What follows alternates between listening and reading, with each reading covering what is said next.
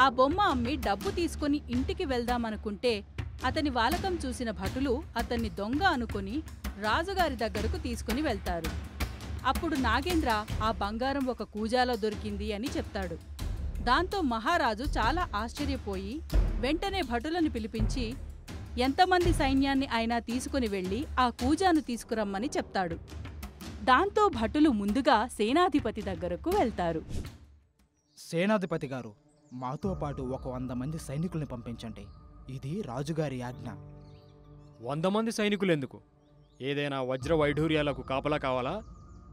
లేదండి, ఒక కూజా తీసుకొని రమ్మన్నారు. దానికోసమే ఈ సైన్యం. ఏంటి, ఒక కూజా కోసం ఇంతమంది సైనికులు కావాలా? ఇంతకీ ఏముందా కూజాలో? అదంతా మాకు తెలీదండి. ఇప్పుడు మీరు మాతో సైనికుల్ని పంపకపోతే రాజుగారి మా అందరినీ కలిపి కారాగారంలో తోస్తారు. దాంతో సరే అని సేనాధిపతి సైనికులను పంపిస్తాడు. కేవలం ఒక కూజా కోసం ఇంతమంది సైనికులను పంపిస్తున్నారు అంటే ఏదో మతలబు ఉంది అని, అది ఏంటో తెలుసుకోవాలి అనుకుంటాడు. సైన్యమంతా కలిసి నాగేంద్రను తీసుకొని అడవిలోకి బయలుదేరుతారు. మహారాజు మంత్రితో కలిసి తన అంతరంగిక మందిరంలో ఏవో చర్చలు జరుపుతూ ఉంటారు. సైన్యాధిపతి పిల్లిలాగా అక్కడికి చేరుకుంటాడు.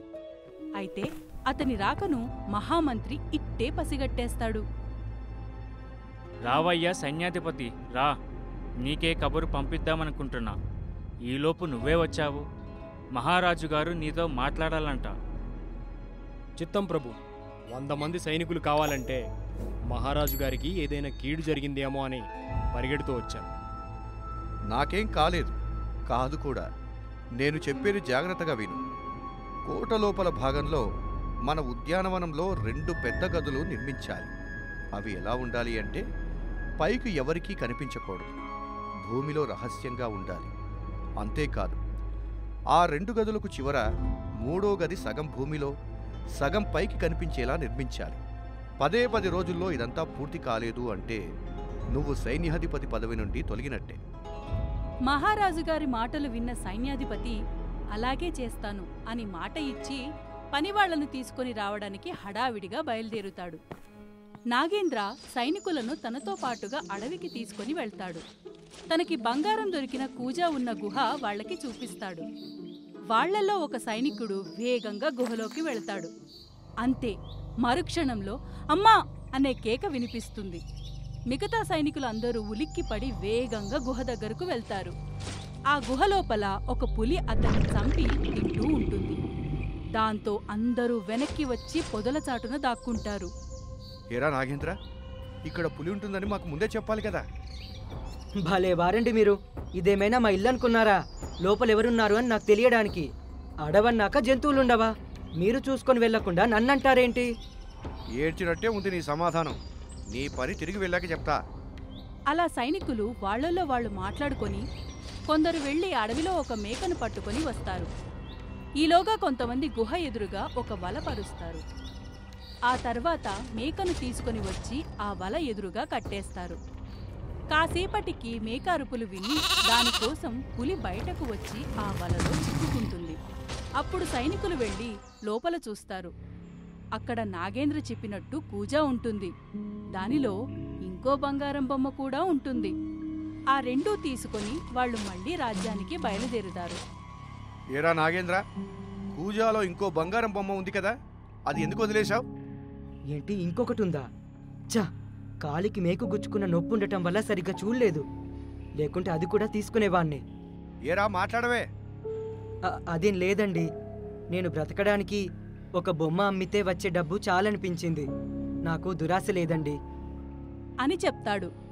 ఆ మాటకి భటులు నవ్వుకొని అక్కడి నుండి కోటకు బయలుదేరుతారు. అలా వారు నడుస్తూ ఉంటే అప్పటికి బాగా చీకటి పడిపోతుంది. ఆ చీకట్లో అడవి దాటడం కష్టమని ఆ రాత్రికి అక్కడే కొంచెం చోటు చూసుకుని పడుకుంటారు. నాగేంద్ర కూడా వాళ్ల దగ్గరే పడుకొని నిద్రపోతాడు. మహారాజు తన మందిరంలో అటూ ఇటూ పచార్లు చేస్తూ ఉంటాడు. పడుకుందామంటే ఆయనకు నిద్ర పట్టడం లేదు. మనసంతా కూజా గురించే ఆలోచనలు. ఇంతలో మహారాణి అక్కడకు వస్తారు. మహారాజా, ఇందాక మీరు మహామంత్రి మాట్లాడుకుంటుంటే విన్నాను. ఇంతకీ ఆ కూజా రహస్యమేంటి? దానికోసం ఎందుకు మీరు ఇంతలా పరితపిస్తున్నారు? అది మామూలు కూజా కాదు మహారాణి. అని కూజా గురించి చెప్పడం మొదలు పెడతాడు. చాలా కాలం క్రితం ఒక మాంత్రికుడు గొప్ప తాంత్రిక విద్య తెలిసినవాడు. అతనికి అంతులేని ధనాన్ని పొందాలి అనే ఆశ కలిగింది. దానికోసం తనకి తెలిసిన విద్యతో ఒక తాంత్రిక దేవతను ప్రసన్నం చేసుకోవటానికి గొప్ప తపస్సు చేస్తాడు. అప్పుడు ఆ తాంత్రిక దేవత ప్రత్యక్షమై వరం కోరుకోమనగానే తన కోరికను చెప్తాడు. అలా చెప్పిన ఆ మాంత్రికుడికి ఆ దేవత ఒక మాయా కూజను బహూకరిస్తుంది. అలా ఇస్తూ కూజా గురించి కొన్ని నియమాలు చెబుతూ, ఈ కూజాలో నుండి బంగారం రావాలి అంటే దీని దగ్గర్లో ఎవరైనా ఎంతో కొంత బాధ భరించాలి. ఎంత ఎక్కువ బాధపడితే అంత ఎక్కువ బంగారం వస్తుంది అని చెప్పి ఆ మాంత్రికుడికి ఆ కూజాని ఇచ్చి మాయమైపోతుంది. ఆ మాంత్రికుడు ఆ కూజాని పరీక్షించడం కోసం తనని తాను చిన్నగా ఒక దెబ్బ కొట్టుకుంటాడు. అప్పుడు ఆ కూజాలో నుండి చాలా చిన్న బంగారం బయటపడుతుంది. మళ్ళీ తనని తాను పెద్ద దెబ్బ కొట్టుకుంటాడు. ఈసారి ఇంకొంచెం ఎక్కువ బంగారం బయటపడుతుంది. కానీ ఆ మాంత్రికుడికి అత్యాశ ఇంకా పెరిగిపోయి ఇంకా ఎక్కువ బంగారం సంపాదించాలి అనుకుని, ఎంత ఎక్కువ నొప్పి భరిస్తే అంత ఎక్కువ బంగారం వస్తుంది అనుకుని ఆ పక్కనే ఉన్న కత్తితో తన చెయ్యిని కోసుకుంటాడు. తన చేతి నుండి రక్తం కారుతున్నంతసేపు ఆ కూజాలో నుండి బంగారం వస్తూనే ఉంటుంది. బంగారం వచ్చే కొద్దీ అత్యాశతో చేతులతో పాటు కాళ్ళను కూడా నరుక్కుంటాడు. అలా చాలా బంగారం బయటకు వస్తూనే ఉంటుంది. కానీ ఎక్కువ రక్తం పోవడం వల్ల ఆ మాంత్రికుడు ప్రాణాలను కోల్పోతాడు. ఒక స్వామీజీ అటుగా వెళ్తూ అక్కడ ఉన్న బంగారాన్ని, ఆ కూజాను చూసి తన దివ్య దృష్టితో జరిగింది తెలుసుకొని ఆ కూజా వల్ల చాలా ప్రమాదాలు జరుగుతాయని ఆ మొత్తం బంగారాన్ని అక్కడే భూస్థాపితం చేసి ఆ కూజాని ఎవ్వరికీ తెలియని ఒక రహస్య ప్రదేశంలో పెట్టాడు. ఆ స్వామీజీ శిష్యుడైన మా గురువుగారు నాకు దాని గురించి చెప్పారు. ఈ విషయం మన ఇద్దరి మధ్యనే ఉండాలి, ఎవరికీ తెలియకూడదు. నువ్వు కూడా చాలా రహస్యంగా ఉంచు. అలాగే మహారాజా. అయితే త్వరలో మనం ప్రపంచంలోనే అత్యంత ధనిక రాజ్యంగా ఎదుగుతాం. వారిద్దరూ ఆ రాత్రికి నిద్రలేకుండానే గడుపుతారు. తెల్లవారుతూ ఉండగానే సైనికులు కూడా ఆ కూజాతో పాటు కోటలోకి వస్తారు. మహారాజు స్వయంగా తానే వారికి ఎదురు వెళ్లి చాలా సంతోషంతో ఆ కూజాను తన చేతుల్లోకి తీసుకుంటారు. సైనికులారా, ఇది మా తాతగారి ఆస్థానంలో ఉండవలసిన కూజా. ఆయన జ్ఞాపకంగా ఉండేది. ఆ తర్వాత కాలంలో కోటను పునర్నిర్మించిన సమయంలో ఈ కూజా ఎక్కడో పోయింది. ఇన్నాళ్లకు మళ్లీ దొరికింది. దీనిని తీసుకుని వచ్చిన మీ అందరికీ తగిన బహుమానాలు ఇస్తాను. మహారాజు జగన్నాథ వర్మ గారికి జయ హో, జయ హో! మహారాజు జగన్నాథ వర్మ గారికి జయ హో, జయ హో! అని మహారాజుకి జేజేలు పలుకుతారు సైనికులు. ఇంతలో నాగేంద్ర వచ్చి, మహారాజా, మరి నా బంగారం సంగతేంటి? బహుశా నాకు దొరికింది కూడా మీ తాతగారి బంగారమే కావచ్చు. అందుకే నాకు కొంత డబ్బిప్పించండి మహారాజా.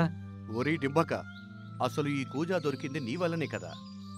నీకు మన రాజ్యంలోనే పెద్ద ఇల్లు, 10 ఎకరాల పొలం ఇస్తున్నాను. జీవితాంతం హాయిగా బ్రతుకుపో. అలా సైనికులు, నాగేంద్ర అందరూ సంతోషపడి ఎవరిళ్లకు వాళ్లు వెళ్దామని చెప్పి బయలుదేరుతారు. నాగేంద్ర తను సంపాదించిన ఇల్లు, పొలం అంతా బామ్మకు చూపించి తను ఏంటో నిరూపించుకోవాలి అని అనుకుంటాడు. అయితే ఆ సైనికులలో చోళదేశానికి చెందిన ఒక వేగు ఉంటాడు. అతని పేరు శివన్న. కళింగ సైన్యంలో పనిచేస్తున్నట్టు నటించి కళింగదేశ రహస్యాలు అన్నీ చోళదేశానికి చేరవేస్తూ ఉంటాడు. కాని శివన్న గురించి సైన్యంలో ఎవ్వరికీ అనుమానం రాలేదు. మహారాజు చాలా ఆనందంతో ఆ కూజా తీసుకొని తన మందిరంలోకి వెళ్తాడు. మహారాణి కూడా ఆ కూజాను చూసి చాలా సంతోషిస్తుంది. మహారాజు ఉన్న పళంగా మహారాణి చెంప మీద లాగి పెట్టి కొడతాడు. మహారాజా, ఏమిటి నేను చేసిన పాపం? ఎందుకు నన్ను ఇంతలా కొడుతున్నారు? క్షమించు భార్యామణి, ఒక్కసారి ఆ కూజాలో చూడు. నేను ఎందుకు కొట్టానో నీకే అర్థమవుతుంది. మహారాణి వెంటనే ఆ కూజాలో చూస్తే అందులో నుండి బంగారం బయటపడుతుంది. అప్పుడు తన నొప్పి వలన కూజాలో నుండి బంగారం వచ్చింది అని అర్థం చేసుకున్న మహారాణి మహారాజు చేసిన పనికి ఆనందిస్తుంది. మహారాజా, కొంపతీసి మీకు గది నిండా బంగారం కావాలి అని నన్ను చిత్రహింసలకు గురి చెయ్యరు కదా? లేదు మహారాణి, లేదు. మన భాండాగారం బంగారంతో నిండిపోవడానికి నేను ఇప్పటికే ఒక ఉపాయం ఆలోచించి ఆ పథకాన్ని అమలు చేయమని సైన్యాధిపతితో కూడా చెప్పాను. అలా మాట్లాడుతూ మహారాజు కూజాలో ఉన్న బంగారపు బొమ్మ చేత్తో పట్టుకుంటారు. ఆ బంగారపు బొమ్మ చేత్తో పట్టుకోగానే అకస్మాత్తుగా మహారాజు స్పృహ తప్పి పడిపోతారు. అప్పటి వరకు చలాకీగా, ఆరోగ్యంగా, ఆనందంగా ఉన్న మహారాజు ఒక్క క్షణంలో స్పృహ తప్పి పడిపోవడంతో మహారాణి చాలా భయపడతారు. ఎన్నిసార్లు ఆయనను పట్టుకుని లేపినా మహారాజు స్పృహలోకి రాలేదు. బంగారం బొమ్మ పట్టుకోగానే రాజు స్పృహ తప్పి పడిపోవడం వెనక ఉన్న ఆంతర్యం ఏమిటి? సైనికుల్లో వేగుగా పనిచేస్తున్న శివన్న పక్క రాజ్యానికి ఏ రహస్యాలు పంపిస్తున్నాడు? ఆ కూజా వలన మహారాజుకి ప్రాణగండం ఉందా? తెలుసుకోవాలి అంటే తరువాయి భాగం కోసం వేచి చూడాల్సిందే. ఇది ఇవాల్టి కథ. ఇక మరొక ఆసక్తికర కథతో మళ్ళీ కలుద్దాం.